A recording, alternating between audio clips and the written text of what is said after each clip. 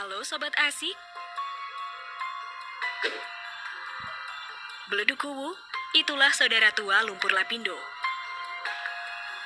Beledukuwu memang terdengar sedikit asing dibandingkan lumpur lapindo, meski keberadaannya lebih tua. Bahkan karena sangat tuanya hingga saat terjadinya pun tidak ada yang tahu persisnya. Beledukuwu ini terletak di Desa Kuwu, Kecamatan Kradenan, Grobogan, Jawa Tengah. Keanehan yang ada di objek wisata ini adalah adanya letupan-letupan lumpur yang airnya mengandung garam dan itu berlangsung terus-menerus sehingga menimbulkan pemandangan alam yang sangat menakjubkan. Padahal secara geologis, lokasi Beledukuwu ini cukup jauh dari laut. Nah, sebelum lanjut sob, jangan lupa like dan subscribe-nya ya. Menurut cerita rakyat nih sob, keanehan itu disebabkan adanya lubang yang menghubungkan tempat itu dengan Laut Selatan. Lubang itu sendiri terjadi dari perjalanan pulang Joko Linglung dari Laut Selatan menuju Kerajaan Medang Kamolan setelah melaksanakan tugasnya untuk menaklukkan Prabu Dewata Cengkar yang telah berubah menjadi buaya putih di Laut Selatan.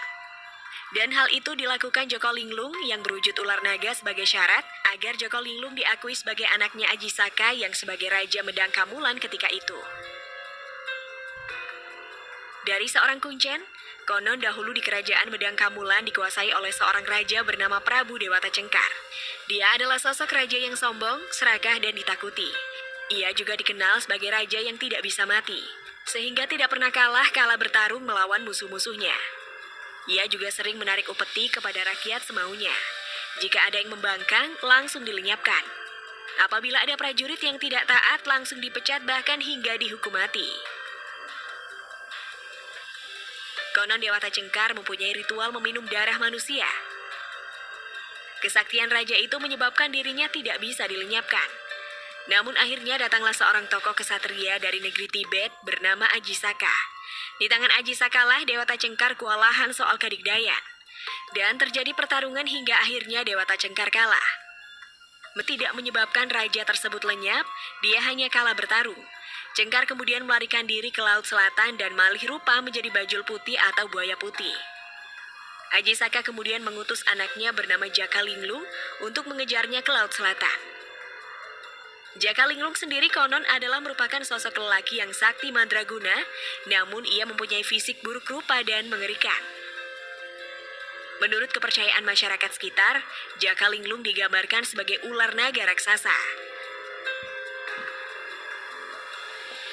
Bajul putih pun akhirnya berhasil dilenyapkan oleh Jaka Linglung dalam pertarungan di Laut Selatan. Sebelum berangkat ke Laut Selatan, Jaka diberi pesan oleh ayahnya. Jika menang melawan bajul putih, ia tidak diperbolehkan pulang melalui jalur darat, melainkan harus melalui perut bumi.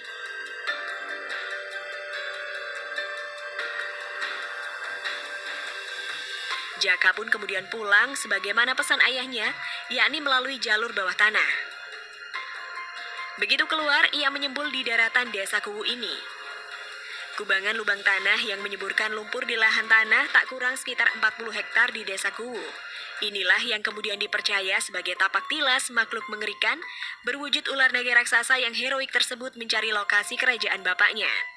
Itulah sebab mengapa masyarakat sekitar percaya bahwa lubang di Beledukuwu itu terhubung dengan Laut Selatan sehingga air semburan itu berasa asin.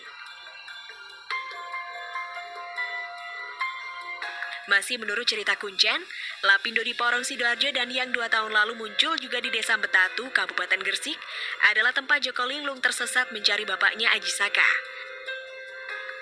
Menurut Pak Kuncen, ada kesamaan dengan tempat ini, airnya sama-sama asin.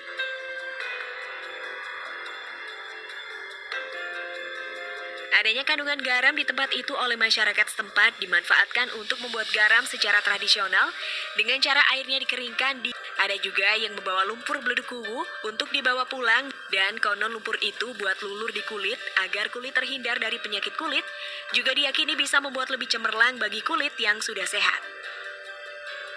Dan yang menarik lagi, bahkan letupan di Beledukuwu ini juga punya nama masing-masing. Letupan terbesar Beledukuwu dinamai Joko Tuwo. Dia meletus secara berkala sekira 15 detik sekali dengan bunyi bleduk seperti namanya kini. Lemparan lumpur sekira 5-10 meter ke udara dan jatuh ke tanah sekira 10 meter.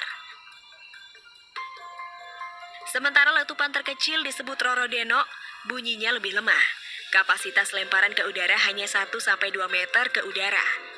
Frekuensi letusan Joko Tuwo 4-5 kali per menit. Sementara letusan kecil mencapai 10 kali lebih per menit.